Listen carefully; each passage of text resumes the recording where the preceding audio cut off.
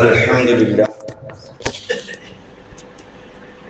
نحمده ونستعينه ونؤمن به ونتوكل عليه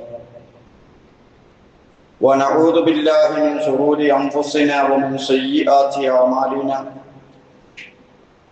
من يهده الله فلا مضل له ومن يضلله فلا هادي له وأشهد أن لا إله إلا الله وحده لا شريك له وأشهد أن محمدًا عبده ورسوله أرسله بالهدى ودين الحق ليظهره على الدين كله ولو كره المشركون اللهم صل على محمد وعلى آل محمد كما صليت على إبراهيم وعلى آل إبراهيم إنك حميد مجيد اللهم بارك على محمد وعلى آل محمد كما باركت على إبراهيم وعلى آل إبراهيم إنك حميد مجيد أما بعد ألا إن خير الكلام كلام الله وخير الهدي هدي محمد صلى الله عليه وسلم وشر الأمور محدثاتها وكل محدثة بدعة وكل بدعة ضلالة أعوذ بالله من الشيطان الرجيم بسم الله الرحمن الرحيم يا أيها الذين آمنوا اتقوا الله حق تقاته ولا تموتن إلا وأنتم مسلمون اتقوا الله عباد الله സഹോദരങ്ങളെ സഹോദരിമാരെ അല്ലാഹുവിന്റെ വിധിവിലക്കുകൾ കൃത്യമായി മനസ്സിലാക്കി ജീവിതത്തിൽ പുലർത്താൻ പരമാവധി ശ്രമിക്കണമെന്ന് എന്നെയും നിങ്ങളെയും ഓർമ്മപ്പെടുത്തുന്നു, വസിയത്ത് ചെയ്യുന്നു. അള്ളാഹു അതിന് നമ്മെ അനുഗ്രഹിക്കുമാറാകട്ടെ. ഒരു പന്തും കുറച്ച് ആളുകളും കൂടി ലോക ജനതയെ ഒരേ വികാരത്തിൽ തളച്ചിട്ട ദിനങ്ങളിലൂടെയാണ് നമ്മൾ കടന്നു പോകുന്നത്. പ്രിയപ്പെട്ട ടീം അതിന്റെ വിജയ പരാജയങ്ങളിൽ ആഹ്ലാദിച്ചും കരഞ്ഞും ആളുകൾ വിനോദ ലഹരിയിലായ ദിനങ്ങളിലൂടെയാണ് കടന്നു പോകുന്നത്. സമ്പത്തും സമയവും ശരീരവും മനസ്സിന്റെ ഊർജവും താൻ ഇഷ്ടപ്പെടുന്ന കാര്യങ്ങൾക്ക് എത്രത്തോളം തനിക്ക് ചെലവാക്കാൻ കഴിയുമെന്ന് ഫുട്ബോൾ പ്രേമികൾ അവരുടെ അനുഭവത്തിലൂടെ തെളിയിച്ചുകൊണ്ടിരിക്കുന്ന ദിനരാത്രങ്ങളിലൂടെയാണ് നാം പോകുന്നത്. ആവേശവും ഉത്കണ്ഠയും ഒരുതരം ഭ്രാന്ത് പോലെ ശരീരഭാഷ കൊണ്ട് അവതരിപ്പിക്കുന്നത് നമുക്ക് കാണാവുന്ന രംഗങ്ങളാണ് ഇത്തരം സന്ദർഭങ്ങളിൽ നമുക്ക് കാണാൻ കഴിയുന്നത്. അർദ്ധരാത്രി പോലും ഏലാരം വെക്കാതെ ഞാൻ ഇഷ്ടപ്പെടുന്ന കാര്യത്തിന് എനിക്ക് ഉണരാൻ കഴിയുമെന്ന് കൃത്യമായി തെളിയിക്കപ്പെട്ട ദിനരാത്രങ്ങളാണ് നമുക്ക് കഴിഞ്ഞു പോയിക്കൊണ്ടിരിക്കുന്നത്. അതോടൊപ്പം തന്നെ വലിയ വലിയ ആളുകൾ പടിയിറങ്ങുമ്പോൾ ഈ ഭൂമിയിൽ അനശ്വരമായ വിജയം ആർക്കുമില്ല, എല്ലാം നശ്വരമാണ് എന്നുകൂടി അതിൻ്റെ വരികൾക്കിടയിൽ നമുക്ക് വായിച്ചെടുക്കാൻ കഴിയുന്നതാണ്. അതുപോലെ തന്നെ എൻ്റെ ശാശ്വതമായ പാരത്രിക വിജയത്തിന് വേണ്ടി ഞാൻ ഒന്ന് ശ്രമിക്കുകയാണെങ്കിൽ എനിക്ക് പലതും ചെയ്യാൻ കഴിയും. ഞാൻ അത്ര ഗൗനിക്കാത്തത് കൊണ്ടാണ് എനിക്ക് പാരത്രിക മോക്ഷം നഷ്ടപ്പെടുകയാണെങ്കിൽ അത് നഷ്ടപ്പെടുന്നതെന്ന് മനുഷ്യനെ ബോധ്യപ്പെടുത്തുന്ന ഒരു സാഹചര്യത്തിലൂടെയാണ് നാം കടന്നു പോകുന്നത്. പരലോകത്തിന്റെ പോസ്റ്റിലേക്ക് സൽക്കർമ്മത്തിന്റെ ഒരു ഗോളടിക്കുമ്പോൾ കിട്ടുന്ന ആനന്ദവും തന്റെ ഇഷ്ടതാരം ഗോളടിക്കുമ്പോൾ കിട്ടുന്ന ആനന്ദവും തമ്മിലുള്ള വ്യത്യാസം അളന്നാൽ അറിയാം വിശ്വാസത്തിന്റെ ഏറ്റക്കുറവുകൾ. എനിക്ക് എന്തുമാത്രം പരലോകത്തിന് വിശ്വാസമുണ്ട് എന്ന കാര്യം, എത്രമാത്രം അത് നമുക്ക് ആവേശം പകരുന്നുണ്ട് എന്ന കാര്യം. എന്നാൽ ഇത് വ്യക്തികളുടെ അവസ്ഥയാണെങ്കിൽ ആതിഥേയത്വം സ്വീകരിക്കാൻ അവസരം ലഭിച്ച രാജ്യങ്ങളുടെ അവസ്ഥ എന്താണ്? ഒരു നാട്ടുകാരെ സ്വീകരിക്കാൻ ഒരു കല്യാണ വീട് മാസങ്ങൾക്ക് മുമ്പുള്ള ഒരുക്കങ്ങളിലൂടെ ഒരുങ്ങുന്നത് പോലെ ഇതിന് അവസരം ലഭിച്ച രാജ്യങ്ങൾ, ആതിഥേയത്തിന് അവസരം ലഭിച്ചവർ വർഷങ്ങൾക്ക് മുമ്പുള്ള പ്രവർത്തനങ്ങളിലൂടെ ഇതിനു വേണ്ടി ഒരുങ്ങിക്കൊണ്ടിരിക്കുകയാണ്. അടിസ്ഥാന സൗകര്യങ്ങളുടെ വികസനം, അതുപോലെ അന്താരാഷ്ട്ര നിലവാരമുള്ള സ്റ്റേഡിയത്തിന്റെ നിർമ്മാണം, എന്തിനേറെ വിമാനത്താവളങ്ങളും മെട്രോ ട്രെയിൻ സംവിധാനങ്ങളും എല്ലാമുള്ള വികസനം, എല്ലാ രാജ്യങ്ങളിലുമുള്ള കാണികൾ വരുന്ന സമയത്ത് അവർക്ക് താമസിക്കാനും അവരെ സ്വീകരിക്കാനുമുള്ള പഞ്ചനക്ഷത്ര ഹോട്ടലുകളുടെ ഒരുക്കങ്ങൾ, വിദേശ സഞ്ചാരികൾക്ക് വരെ സുരക്ഷിതമായി താമസിക്കാനും അതനുഭവിക്കാനും അതിനൂതനമായ സുരക്ഷാ സംവിധാനങ്ങൾ, 15 ബില്യൺ ഡോളറുകൾ ഇതിനായി ചെലവഴിക്കുമ്പോൾ കഴിഞ്ഞ 2022 220 ബില്യൺ ഡോളറാണ് ആ രംഗത്ത് ഖത്തർ ചെലവഴിച്ചത് എന്ന് നമുക്കറിയാം. ഞാൻ ഇതൊക്കെ പറയുന്നത് കളി കാണുന്നത് പ്രശ്നമാണ്, കളിക്കുന്നത് പ്രശ്നമാണ് എന്ന് പറയാനല്ല. പറഞ്ഞിട്ട് കാര്യമില്ല, അത്രയേറെ സ്വാധീനിച്ചതാണ്. പക്ഷേ ഫുട്ബോൾ ലഹരി, ആ ഫുട്ബോൾ ലഹരിക്ക് അതല്ലെങ്കിൽ വിനോദത്തിന്റെ ലഹരിക്ക് ഭരിക്കാൻ നമ്മുടെ മനസ്സിനെ വിട്ടുകൊടുത്താൽ നാം പരാജയപ്പെട്ടു പോകും. പരലോക ലഹരിയേക്കാൾ വലുതാകാൻ പാടില്ല. നമ്മെ ഏറ്റവും കൂടുതൽ ഭരിക്കേണ്ടത്, നമ്മെ സ്വാധീനിക്കേണ്ടത് നമ്മുടെ ഈമാനും നമ്മുടെ പരലോകവുമാണ്. അതിനെ അതിജയിക്കാൻ വേറെ ലഹരികൾക്ക് വിട്ടുകൊടുത്താൽ നാം പരാജയപ്പെട്ടതിന്റെ ഉത്തരവാദിത്വം നമ്മൾ ഏറ്റെടുക്കേണ്ടി വരും. അതായത് നമ്മളെല്ലാവരും ഓടുകയാണ്. ജീവിതം എന്ന് പറഞ്ഞാൽ തന്നെ ഒരോട്ടമാണ്, നെട്ടോട്ടമാണ് ജീവിതം. പക്ഷെ ഓട്ടത്തിന്റെ അവസാനം നേട്ടമുണ്ടാകണം. ഓട്ടമാണെങ്കിൽ തകർന്നു പോകുന്നതാണ് നമ്മുടെ ജീവിതം. അല്ലാഹു തആല നമ്മുടെ ഓട്ടത്തെ രണ്ടായി വിഭജിക്കുന്നുണ്ട്. വിശുദ്ധ ഖുർആനിൽ അല്ലാഹു പറയുന്നു, ഫഫിറൂ ഇലല്ലാഹ്, ഫഫിറൂ ഇലല്ലാഹ്, നിങ്ങൾ അല്ലാഹുവിലേക്ക് ഓടുക. ഇന്നി ലക്കും മിൻഹു നദീറും മുബീൻ, ഞാൻ പരസ്യമായ വ്യക്തമായ ഒരു താക്കീതുകാരനാണ്. സൂറത്തുൽ ദാരിയാത്തിൽ അല്ലാഹു പറയാണ് 50-ാമത്തെ ആയത്തിൽ, എല്ലാവരും ഓടിക്കോടി അല്ലാഹുവിലേക്ക്. അല്ലാഹുവിലേക്കുള്ള ഓട്ടത്തിൽ ഒരു പ്രത്യേകതയുണ്ട്. നാം എന്തിനെയാണോ പേടിക്കുന്നത് അത് ഇല്ലാത്തടത്തേക്കാണ് നമ്മൾ ഓടുക. തീപിടുത്തുണ്ടായി എങ്ങോട്ടാ ഓടുക? തീ ഇല്ലാത്തടത്തേക്കാ. പാമ്പിനെ കണ്ട് ഓടുകയാണെങ്കിൽ പാമ്പില്ലാത്തടത്തേക്കാ. എന്നാൽ ഈ ആയത്തിന്റെ തഫ്സീറില് അബ്ദുല്ലാഹി ഇബ്നു അബ്ബാസ് റളിയല്ലാഹു അൻഹു പറയുന്നത്, ഫിർറൂ മിൻഹു ഇലൈഹി, അല്ലാഹുവിൽ നിന്നോടണം. എങ്ങോട്ട്? അല്ലാഹുവിലേക്ക്. അല്ലാഹുവിനെ പേടിച്ചിട്ട് ഓടുക. എങ്ങോട്ട്? അല്ലാഹുവിലേക്ക്. കാരണം അല്ലാഹുവിനെ വിട്ടോടിയിട്ട് രക്ഷപ്പെടാനുള്ള ഒരിടമില്ല, ദുനിയാവിലും ഇല്ല, ആഖിറത്തിലും ഇല്ല. മുഴുവൻ അല്ലാഹുവിൻ്റെതാണ്. തെറ്റുകുറ്റങ്ങളിൽ നിന്നോടുക അഅ്മാലുകളിലേക്ക്, ശിർക്കിൽ നിന്നോടുക തൗഹീദിലേക്ക്. മനസ്സിന്റെ ആ കെട്ടിപ്പടുത്തുണ്ടല്ലോ, ഇടുക്കമുണ്ടല്ലോ, അതിൽ നിന്നോടുക വിശാലതയിലേക്ക്. അല്ലാഹുവിന്റെ ദിക്ർ കൊണ്ട് വിശാലമാകുന്ന അവസ്ഥയിലേക്ക് ഓടുക. ദുഃഖങ്ങൾ പേറി നടക്കരുത്, പ്രയാസങ്ങൾ പേറി നടക്കരുത്. അതിനുള്ളതല്ല നമ്മുടെ മനസ്സ്. അവിടെ അല്ലാഹുവിന്റെ ദിക്റാണ് വേണ്ടത്. ഒരുപാട് പ്രയാസപ്പെട്ടിട്ട് എന്ത് കാര്യം? മരണം കൊണ്ടുള്ള പ്രയാസം, രോഗം കൊണ്ടുള്ള പ്രയാസം, നെഗറ്റീവായ അനുഭവങ്ങൾ കൊണ്ടുണ്ടാകുന്ന പ്രയാസങ്ങൾ, ആ പ്രയാസങ്ങൾ കൊണ്ട് എന്താ ഒരു മനുഷ്യൻ ഉണ്ടാകുന്നത്? അവൻ ആസ്വദിക്കാനുള്ളതും നഷ്ടപ്പെട്ടു പോവുകയാണ്. വിഷമിച്ച് നടന്നാൽ ഭക്ഷണത്തിന് രുചിയുണ്ടാകില്ല, വീട് ഇടുങ്ങിയതായിട്ട് തോന്നും. അവന്റെ അനുഭവങ്ങളൊക്കെ അവന് വല്ലാത്ത പ്രയാസമായിട്ട് വരും. ഇവിടെയാണ് എല്ലാ ദുഃഖങ്ങളും എടുത്ത് ഭൂമിയിൽ വെച്ച് അള്ളാഹുവിന്റെ സമാധാനത്തിലേക്ക് പോകണം.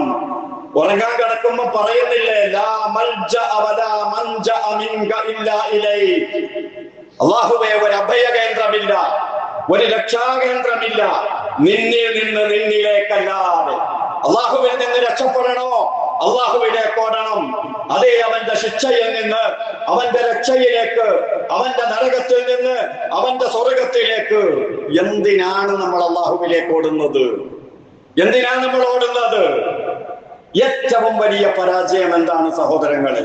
ഏറ്റവും വലിയ പരാജയം ദുനിയാവില് കച്ചവടം ചെയ്ത് പൊളിഞ്ഞുപോയി, പരാജയപ്പെട്ടുപോയി, അതല്ലെങ്കിൽ വേറെന്തെങ്കിലും ഒരു സംരംഭം തുടങ്ങി തോറ്റുപോയി എന്നൊക്കെ പറയാറില്ലേ?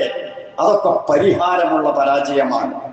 പഠിപ്പിൽ തോറ്റാൽ അടുത്ത പരീക്ഷ എഴുതാ, ഒരു കച്ചവടത്തിൽ തോറ്റാൽ അടുത്ത കച്ചവടം ചെയ്യാം.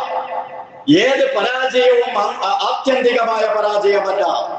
എന്നാൽ ആഖിറത്ത് ചെന്ന് നിൽക്കുന്ന ഒരു രംഗത്ത് ജീവിച്ചത് തോറ്റുപോയി, പരാജയപ്പെട്ടു പോയി എന്ന് മനസ്സിലാകുന്ന ഒരു പരാജയമുണ്ട്. ആ പരാജയമാണ് ഏറ്റവും വലിയ പരാജയം. അല്ലാഹു തആല പറയുന്നുണ്ട്, ഫഅബ്ദു മാ ശിഅ്തും മിൻ ദൂനി. നിങ്ങൾക്ക് ശിർക്ക് ചെയ്യണമല്ലേ, നിങ്ങൾക്ക് പലതിനെ ആരാധിക്കണമല്ലേ, നിങ്ങൾക്ക് പലതിനെയും തവക്കുലാക്കണമല്ലേ, ഇഷ്ടം പോലെ ചെയ്തോളി. നിങ്ങൾക്ക് ഇഷ്ടമുള്ളതിനൊക്കെ ആരാധിച്ചങ്ങ് നടന്നോ. അല്ലാഹു പറയാ, പരാജയപ്പെട്ടവരാരാണെന്നറിയോ? അല്ലദീന ഖസിറു അൻഫുസഹും വഅഹ്ലീഹിം. അവരുടെ കുടുംബത്തെയും അവരെ തന്നെയും പരാജയപ്പെടുത്തിയവരാണ്. യൗമൽ ഖിയാമ, ഖിയാമത്ത് നാളിൽ അങ്ങ് ചെന്ന് നോക്കുമ്പോ തോറ്റോ എന്ന് ബോധ്യപ്പെട്ടു. ആ കൂട്ടരാണ് തോറ്റവർ. അലാ ദാലിക ഹുവൽ ഖുസ്റാനുൽ മുബീൻ. അതാണ് വ്യക്തമായ തോൽവി, ശക്തമായ പരാജയം. അതാണ് സൂറത്തു സുമറിൽ അല്ലാഹു തആല പറയുന്നു. അപ്പൊ അള്ളാഹുവിലേക്ക് ഓടണമെങ്കിൽ എന്താ മാർഗം? മനുഷ്യന്റെ എല്ലാ താല്പര്യങ്ങളും ബലികഴിക്കലാണ്? അല്ല, താല്പര്യങ്ങൾ ബലികഴിക്കാൻ ഇസ്ലാം പറയുന്നില്ല. തപസ് ചെയ്യാൻ ഇസ്ലാം പറയുന്നില്ല. ദേഹേച്ഛയെ ബലികഴിക്കാൻ അള്ളാഹ് പറയോ? അള്ളാഹ് തന്നതല്ലേ ദേഹേച്ഛ. മനുഷ്യരിൽ വികാരങ്ങൾ നിക്ഷേപിച്ചത് അള്ളാഹു അല്ലേ? ആ വികാരങ്ങളെ ബലികഴിക്കാൻ അള്ളാഹു പറയോ? പറയൂല. പിന്നെന്താ അള്ളാഹു ചെയ്തത്? അള്ളാഹു ഏതെല്ലാം വികാരങ്ങൾ മനുഷ്യരായ നമുക്ക് തന്നിട്ടുണ്ടോ അതിനെയൊക്കെ പരിഹരിക്കാൻ സംശുദ്ധമായ ഒരു മാർഗവും അള്ളാഹു തന്നിട്ടുണ്ട്. ആ മാർഗത്തിന്റെ പേരാണ് ദീനുൽ ഇസ്ലാം. ആ മാർഗം ഒഴിവാക്കിയിട്ട് നമ്മുടെ ഇഷ്ടത്തിന് പോകുമ്പോഴാണ് തോന്നിവാസിയാകുന്നത്. അല്ലാഹു ഖുർആനിൽ പറഞ്ഞത്, ഫഇല്ലം യസ്തജീബൂ ലക്. താങ്കൾക്ക് അവർ ഇസ്തിജാബത്ത് ചെയ്യുന്നില്ലെങ്കിൽ, താങ്കൾ പറഞ്ഞതനുസരിച്ച് അവർ ജീവിക്കുന്നില്ലെങ്കിൽ, അതായത് ശരീഅത്ത് വേണ്ട എന്ന് വെച്ചാൽ, ഫഅലം അന്നമാ യത്തബിഊന അഹ്വാഅഹും. അവർ അവരുടെ ദേഹേച്ഛകളെ പിൻപറ്റിയാണ് പിന്നെ ജീവിക്കുന്നത്. അപ്പൊ ദേഹേച്ഛയെ പിൻപറ്റി ജീവിക്കുക എന്ന് പറഞ്ഞാൽ ദീനുൽ ഇസ്ലാം ദേഹേച്ഛയെ കുഴിച്ചു മൂടുന്ന, ബലികഴിക്കുന്ന ഒരു മതമാണ് എന്ന് ഈ ആയത്തിന്റെ അടിസ്ഥാനത്തിൽ ചിന്തിക്കാൻ പാടില്ല. അങ്ങനെയല്ല പറഞ്ഞത്. അല്ലാഹു തആല വളരെ വ്യക്തമായി ഇത് വിശദീകരിച്ചു തന്നു മറ്റൊരായത്തിൽ. വമൻ അളല്ലു മിമ്മൻ ഇത്തബഅ ഹവാ. സ്വന്തം ദേഹേച്ഛ അനുസരിച്ച് ജീവിച്ചവനേക്കാൾ വഴികേടിലായവൻ ആരുണ്ട്? ബിഗൈരി ഹുദം മിനല്ലാഹ്. അല്ലാഹുവിന്റെ മാർഗദർശനമില്ലാതെ, അല്ലാഹുവിന്റെ മാർഗദർശനമില്ലാതെ ദേഹേച്ഛയെ പിൻപറ്റി ജീവിച്ചവൻ പരാജയപ്പെട്ടു പോയി. ഇന്നല്ലാഹ ലാ യഹ്ദിൽ ഖൗമൽ ളാലിമീൻ. അത്തരം അക്രമകാരികളെ അല്ലാഹു തആല ഹിദായത്തിലാക്കൂല എന്ന് പറഞ്ഞാൽ, നമ്മുടെ ഏത് താല്പര്യത്തെയും നമ്മുടെ ഏത് താല്പര്യവും നിറവേറ്റാൻ അള്ളാഹുവിന്റെ ഒരു ഹുദയുണ്ട്, ഒരു മാർഗമുണ്ട്. നമുക്ക് ഭക്ഷണം കഴിക്കണം ആഗ്രഹമാണ്. അതുപോലെ വൈകാരികമായ വികാരപരമായ കാര്യങ്ങൾ, ലൈംഗികമായ മനസ്സിന്റെ തേട്ടങ്ങൾ, ശരീരത്തിന്റെ തേട്ടങ്ങൾ, അതിനെല്ലാം അള്ളാഹു സംശുദ്ധമായ ഒരു മാർഗം ഉണ്ടാക്കി വെച്ചിട്ടുണ്ട്. ആ മാർഗം അവഗണിച്ചുകൊണ്ട് ദേഹേച്ഛയെ പിൻപറ്റിയാൽ പരാജയപ്പെട്ടു എന്നാണ് കൃത്യമായി അല്ലാഹു സുബ്ഹാനഹു വ തആല നമ്മളോട് പറഞ്ഞു തരുന്നത്. അതായത് ഏതെല്ലാം നെഗറ്റീവായ കാര്യങ്ങളുണ്ടോ അതെല്ലാം ഒഴിവാക്കി ഗുണകരമായ പോസിറ്റീവായ വശങ്ങളിലേക്ക് ഒരു മനുഷ്യൻ പരിവർത്തനപ്പെടുന്നതിന്റെ പേരാണ് അള്ളാഹുവിലേക്കുള്ള ഓട്ടം. അങ്ങനെ ഓടി ഓടി വിജയിച്ച ആളുകൾ അള്ളാഹുവിലേക്ക് ഓടും, പരാജയപ്പെട്ട ആളുകൾ അള്ളാഹുവിൽ നിന്ന് തിരിച്ചോടും. ഏറ്റവും വിജയിക്കുന്നവൻ അള്ളാഹുവിലേക്ക് ഓടിയവനാണ്. ഒരു മുഅ്മിൻ എന്ന നിലക്ക് നമുക്ക് ശുഭ പ്രതീക്ഷയുണ്ടാകണം. നമ്മൾ ചില്ലറക്കാരല്ല, തൗഹീദ് ഉൾക്കൊണ്ട ആളുകളാണ്, ദീൻ ഉൾക്കൊണ്ട് ജീവിക്കാൻ തീരുമാനിച്ച ആളുകളാണ്. നമ്മെ അള്ളാഹു ആദരിച്ചിട്ടുണ്ട്. നമുക്കൊരിക്കലും നമ്മുടെ കാര്യത്തിൽ ഒരു മോശമായ ചിന്താഗതി ഉണ്ടാകാൻ പാടില്ല. നമ്മളെക്കാൾ വിജയിച്ചത്, നമ്മളെക്കാൾ കൂടുതൽ അള്ളാഹുവിനെ കോടി മുന്നേറിയവരാണ്. അതാണ് ഇന്ന അക്രമക്കും ഇൻദല്ലാഹി അത്ഖാക്കും എന്ന് പറഞ്ഞത് കൊണ്ട് ഉദ്ദേശിക്കുന്നത്. വളരെ വ്യക്തമായി നമ്മൾ ഈ മത്സര രംഗത്ത് അള്ളാഹുവിലേക്കുള്ള ഓട്ടത്തിൽ മുൻകടക്കണം. അങ്ങനെ ഓടി ഓടി അള്ളാഹുവിങ്കലെത്തണം. അള്ളാഹുവിലെത്തും, നമ്മൾ അള്ളാഹുവിങ്കലെത്തും. നമ്മുടെ ഈ ഓട്ടത്തിൽ ഖബറിൽ കിടന്ന് അവിടുന്ന് രക്ഷപ്പെട്ടു, മഹ്ശറയിലെത്തി, വിചാരണയിൽ രക്ഷപ്പെട്ടു, സ്വർഗത്തിലെത്തി. അവസാനിച്ചോ ഇല്ല, അവസാനിച്ചോ ഇല്ല. അന്ന് ചില മുഖങ്ങൾ പ്രസന്നമാണ്. അള്ളാഹുവിനെ ഇങ്ങനെ നോക്കി നിൽക്കും. ഖുർആനല്ലേ പറയുന്നത്, അള്ളാഹുവിനെ നോക്കുന്ന, അള്ളാഹുവിനെ കാണുന്ന രംഗം. കാരണം അങ്ങോട്ടാ ഓടുന്നത്, ഓടി ഓടി അവിടെ എത്തണം. അങ്ങനെ അള്ളാഹനെ അങ്ങ് കണ്ടാൽ സ്വർഗം മറന്നു പോകുന്ന അവസ്ഥ. സ്വർഗത്തിലെത്തിയ ദുനിയാവ് മറന്നു, അള്ളാഹനെ അങ്ങ് കാണുമ്പോ സ്വർഗം തന്നെ മറന്നുപോയി. അള്ളാഹു തആല ആ അവസരം നൽകി അനുഗ്രഹിക്കുന്ന മുഅ്മിനീങ്ങളിൽ ഉൾപ്പെടണം. അതല്ലേ ഫിർഔനിന്റെ ഭാര്യയെ വധിക്കാൻ നോക്കുന്ന സമയത്ത് പാറക്കൽ ഉയർത്തിപ്പിടിച്ച് മാരകത്തിലേക്ക് ഇടാൻ നോക്കുമ്പോ എനിക്കൊരു വീട് വേണം എന്ന് പറയുന്നതിന് മുമ്പ് ആ വീട് എവിടെ വേണം? നിന്റെ അടുത്ത് വേണം, നിന്റെ സമീപത്തിൽ വേണം, എനിക്ക് നിന്നെ കാണണം. അള്ളാഹുവിങ്കലേക്കുള്ള ഓട്ടമാണ്. അതെ, തെറ്റുകുറ്റങ്ങളാകുന്ന ഇരുട്ടിൽ നിന്ന് സൽക്കർമ്മങ്ങളാകുന്ന പ്രകാശത്തിലേക്കുള്ള ഓട്ടമാണ്. ഏറ്റവും വലിയ കൂരിരുട്ടാകുന്ന ശിർക്കിൽ നിന്ന് പരമ വെളിച്ചമാകുന്ന തൗഹീദിലേക്കുള്ള ഓട്ടമാണ്. അന്ധതയിൽ നിന്ന് അറിവിലേക്കുള്ള ഓട്ടമാണ്. ദൈനംദിനം നമ്മൾ ഓടിക്കൊണ്ടിരിക്കുകയാണ് വെളിച്ചത്തിലേക്ക്, ഇൽമിലേക്ക്, അറിവിലേക്ക്. ജഹിൽ ഉണ്ടാകരുത്, ജഹിൽ നിർമാർജനം ചെയ്യണം. എന്താണ് ജഹിൽ? എന്താണ് ജഹിൽ? ജഹില് നമ്മൾ മനസ്സിലാക്കണം. ജഹിലിന് രണ്ടർത്ഥമാണുള്ളത്. ഒന്ന്, അറിവില്ലായ്മക്ക് ജഹില് എന്ന് പറയും, അതുണ്ടായിക്കൂടാ, പരമാവധി പഠിക്കണം. രണ്ടാമത്തെ ജഹില് കിട്ടിയ അറിവനുസരിച്ച് പ്രവർത്തിക്കാതിരിക്കലാണ്, അത് മറ്റൊരു ജഹിലാണ്. ഇത് രണ്ടും വിശുദ്ധ ഖുർആൻ നമുക്ക് പറഞ്ഞു തരുന്നുണ്ട്. മൂസാ നബി അലൈഹിസ്സലാമിന്റെ കാലം, മൂസാ നബി അലൈഹിസ്സലാമിന്റെ കാലത്ത് ഒരു കൊലപാതകം നടന്നു. കൊലയാളിയെ പിടിക്കണം, എന്താ മാർഗം? ആളുകൾ വന്ന മൂസാ അലൈഹിസ്സലാമിന്റെ അടുത്ത് വഹയിലൂടെ കൊലയാളിയെ കണ്ടുപിടിക്കാൻ അള്ളാഹുവിനോട് പറഞ്ഞു. അള്ളാഹു പരിഹാരം പറഞ്ഞു കൊടുത്തു. എന്നാ പിന്നെ നിങ്ങൾ ഒരു ബക്കറയെ അറുക്കുക. അള്ളാഹു എങ്ങനെയാ പരിഹാരം പറഞ്ഞു കൊടുക്കുക? നിങ്ങൾ ഒരു ബക്കറയെ അറുത്തിട്ട് അതിന്റെ ഒരു ഭാഗമെടുത്ത് ഈ മയ്യത്തിനെ അടിച്ചാൽ ആ മയ്യത്ത് തന്നെ പറഞ്ഞു തരും ആരാ എന്നെ കൊന്നത്. അതിനെക്കാളും വലിയ തെളിവൊന്നും ആവശ്യമില്ലല്ലോ. ഇങ്ങനെ പറഞ്ഞപ്പോ ബനൂ ഇസ്രായേൽ മൂസാ അലൈഹിസ്സലാമിനോട് ചോദിച്ചു, അല്ല നിങ്ങളെ പരിഹസിക്കുകയാണോ, നീ തമാശക്കാണോ? കൊലയാളിനെ തരണം എന്ന് പറഞ്ഞപ്പോ പശുവിനറക്കാനാണോ പറയുന്നത് എന്ന രൂപത്തിൽ. അപ്പൊ മൂസാ നബി അലൈഹിസ്സലാം പറഞ്ഞു, അഊദു ബില്ലാഹി അൻ അകൂന മിനൽ ജാഹിലീൻ, ഞാൻ ജാഹിലായി പോകുന്നതിനെ തൊട്ട് അള്ളാഹിനോട് ഞാൻ കാവല് ചോദിക്കുകയാണ് എന്ന് പറഞ്ഞാൽ വിവരമില്ലാത്തവനായി പോകാൻ. ഞാൻ വിവരത്തിന്റെ അടിസ്ഥാനത്തിലാണ് നിങ്ങളോട് പറയുന്നത്, ഞാൻ അറിവിന്റെ അടിസ്ഥാനത്തിലാണ് നിങ്ങളോട് പറയുന്നത്. അള്ളാഹുവിനെ സംബന്ധിച്ചില്ലാത്തത് പറയുകയല്ല, അള്ളാഹു പറഞ്ഞെന്നതാണ് പറയുന്നത്. അപ്പൊ അറിവില്ലായിരിക്കുക എന്ന ജഹല്, അദമുൽ ഇൽമി എന്ന ജഹൽ, ആ ജഹലിനെ തൊട്ട് മൂസാ നബി അലൈഹിസ്സലാം കാവല് ചോദിക്കുകയാണ്. സയ്യിദുനാ യൂസുഫ് അലൈഹിസ്സലാം കൊട്ടാരത്തിലാണ്. തരണികളെല്ലാം പരിശ്രമിക്കുകയാണ് യൂസുഫിനെ ഒന്ന് വശീകരിക്കാൻ. അവര് നല്ലോണം അണിഞ്ഞൊരുങ്ങിയിട്ടുണ്ട്. വശ്യമായ രൂപത്തിലുള്ള പുഞ്ചിരിയും സംസാരവും നോട്ടവും അവർക്കുണ്ട്. അവർ വശീകരിക്കാൻ നോക്കിയപ്പോ യൂസുഫ് അലൈഹിസ്സലാം അല്ലാഹുവിനോട് ദുആ ചെയ്തു, വഇല്ലാ തസ്രിഫ് അന്നി കൈദഹുൻ, ഇവരുടെ കുതന്ത്രങ്ങളിൽ നിന്ന് റബ്ബേ നീ എന്നെ തട്ടി മാറ്റുന്നില്ലെങ്കിൽ അസ്ബു ഇലൈഹിൻ, ഞാൻ അവരിലേക്ക് ചാഞ്ഞു പോകും, വഅകും മിനൽ ജാഹിലീൻ, ഞാൻ ജാഹിലീങ്ങളുടെ കൂട്ടത്തിൽ പെട്ടുപോകും. എന്താ ജാഹിൽ? അവിടുത്തെ ജഹിൽ എന്താ? വ്യഭിചാരം ഹറാമാണെന്ന് യൂസുഫ് നബിക്ക് അറിയില്ല എന്നാണോ ആ പറഞ്ഞത്? അല്ല, ആ അറിവനുസരിച്ച് പ്രവർത്തിക്കാൻ എനിക്ക് തൗഫീഖ് കിട്ടണം. സമ്മർദ്ദമാണ് ഇവിടെ, ഒരുപാട് വലിയ സമ്മർദ്ദമാണ്. എല്ലാ വിധത്തിലുള്ള സാഹചര്യങ്ങളും എന്നെ അതിന് നിർബന്ധിക്കുകയാണ്.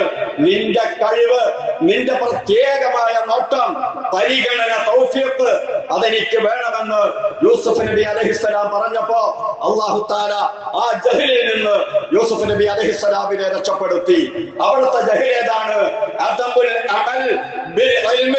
അറിഞ്ഞതനുസരിച്ച് പ്രവർത്തിക്കാതിരിക്കുന്ന ജഹലിനെ തൊട്ട് എന്നെ കാക്കണം എന്ന് പറഞ്ഞതാണ്. ഇതിലൂടെയാണ് അല്ലാഹുവിലേക്ക് ഓടേണ്ടത്. ജഹല് ഒഴിവാക്കണം, അറിഞ്ഞതനുസരിച്ച് പ്രവർത്തിക്കണം. അങ്ങനെ എല്ലാവിധ ബിദ്അത്തുകളും ഒഴിവാക്കി സുന്നത്തിലേക്ക് പോയി, ശിർക്ക് ഒഴിവാക്കി തൗഹീദിലേക്ക് പോയി, കുറ്റകൃത്യങ്ങൾ ഒഴിവാക്കി സൽക്കർമ്മങ്ങളിലേക്ക് പോയി. അങ്ങനെ എന്തെല്ലാം നന്മകളുണ്ടോ ആ നന്മകൾ മുഴുവനും വാരിപ്പുണർന്ന് അടുത്തടുത്ത് അള്ളാഹുവിലേക്ക് ചേർന്ന് അള്ളാഹു സ്നേഹിക്കുന്ന, ഇഷ്ടപ്പെടുന്ന, എനിക്ക് പൊരുത്തമാണെന്ന് റബ്ബിനെ കൊണ്ട് പറയിപ്പിക്കുന്ന ഒരോട്ടത്തിന് തടസ്സമാകുന്ന വിനോദമുണ്ടായിക്കൂടാ. അതിന് അത്തരത്തിലുള്ള തടസ്സമാകുന്ന ഒരു പ്രവർത്തനവും നമുക്കുണ്ടായിക്കൂടാ. അല്ലാതെ കളി കാണലിനെ അങ്ങ് എതിർത്ത് പോയതല്ല. മുഴുകിക്കളയരുത്, മുഴുകിപ്പോകരുത്, ആഖിറം മറന്നു പോകരുത്. നമ്മുടെ കഴിവ് ആഖിറത്തിന് വേണ്ടി കൂടി ചെലവാക്കാൻ നമുക്ക് കഴിയുമെന്നത് തെളിയിക്കണം. അതിന് നമുക്ക് സാധ്യമാകും. കാരണം അതൊക്കെ നമ്മൾ തെളിയിച്ചതാണ്. അത്തരം നല്ല നല്ല ചിന്തകളിലൂടെ മുന്നേറാൻ അല്ലാഹു തൗഫീഖ് നൽകുമാറാകട്ടെ. അഖൂലു ഖൗലി ഹാദാ വഅസ്തഗ്ഫിറുല്ലാഹൽ അലീം ലി വലക്കും വഅസ്തഗ്ഫിഹി അന്നി വഅൻകും വഅൻ ജമീഇൽ മുസ്ലിമീന വൽ മുഅ്മിനീന അജ്മഈന ഫസ്തഗ്ഫിറൂ ഇന്നഹു ഹുവൽ ഗഫൂറുർ റഹീം.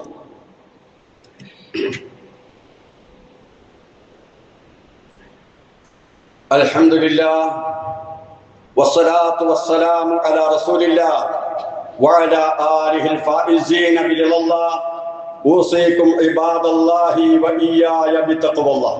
സഹോദരങ്ങളെ, സഹോദരിമാരെ, അല്ലാഹുവിന്റെ വിധിവിലക്കുകൾ കൃത്യമായി മനസ്സിലാക്കി ജീവിതത്തിൽ പകർത്താൻ ശ്രമിക്കണേ എന്ന് ഒരിക്കൽ കൂടി എന്നെയും നിങ്ങളെയും ഓർമ്മപ്പെടുത്തുന്നു, വസിയത്ത് ചെയ്യുന്നു. അല്ലാഹു അതിന് നമ്മെ അനുഗ്രഹിക്കുമാറാകട്ടെ.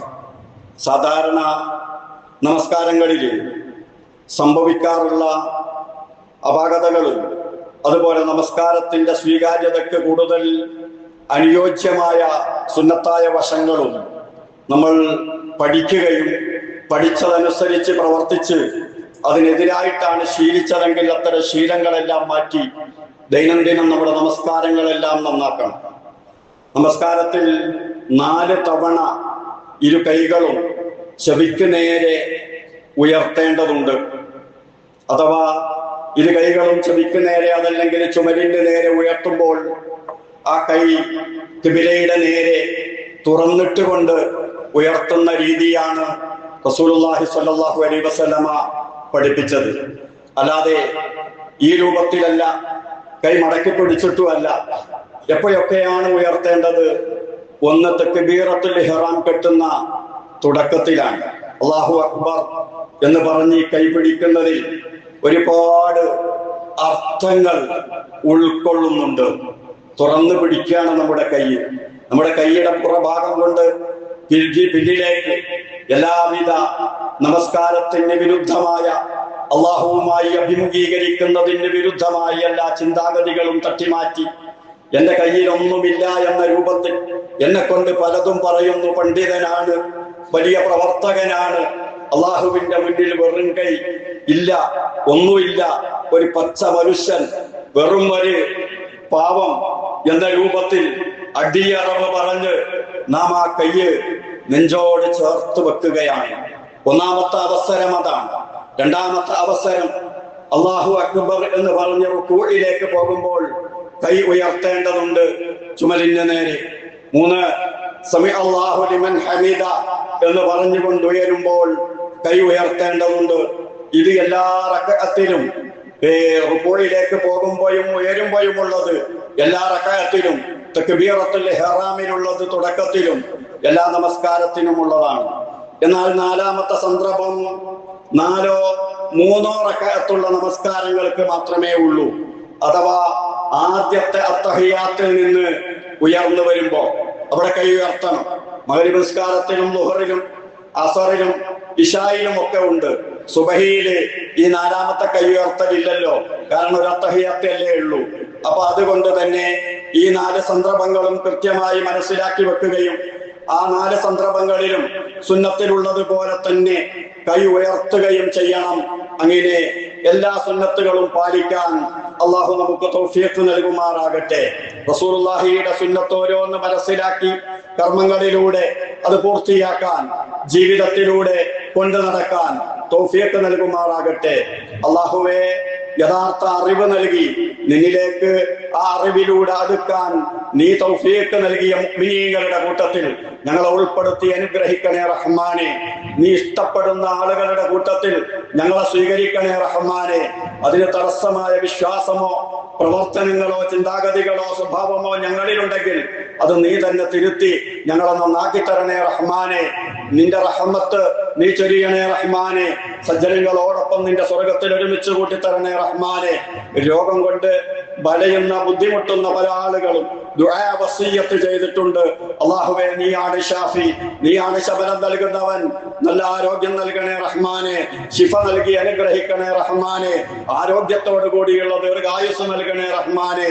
മാരകമായ രോഗങ്ങൾ കൊണ്ട് പരീക്ഷിക്കല്ല റഹ്മാനെ, പരീക്ഷിക്കരുതേ റഹ്മാനെ. വാർദ്ധക്യ സഹജമായ രോഗങ്ങൾ കൊണ്ട് ബുദ്ധിമുട്ടുന്നവരുണ്ട്, ആരോഗ്യം നൽകി അനുഗ്രഹിക്കണേ റഹ്മാനെ. اللهم اغفر للمؤمنين والمؤمنات والمسلمين والمسلمات الأحياء منهم والأموات. ربنا آتنا في الدنيا حسنة وفي الآخرة حسنة وقنا عذاب النار. ربنا تقبل منا إنك أنت السميع العليم وتب علينا إنك أنت التواب الرحيم. آمين برحمتك يا أرحم الراحمين.